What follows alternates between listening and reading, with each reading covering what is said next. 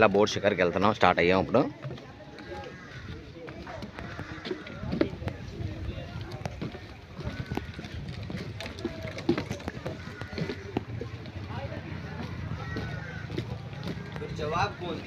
ఎలా పోను దీని మీద నడుచుకుంటూ వెళ్ళిన తర్వాత ఎలా బోట్ ఉంటుంది.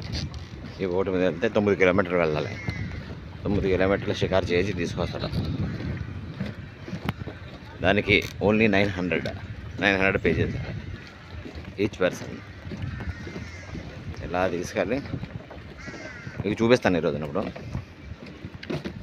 ఇక అండమాన్ అందాలు అవి. ఓకే,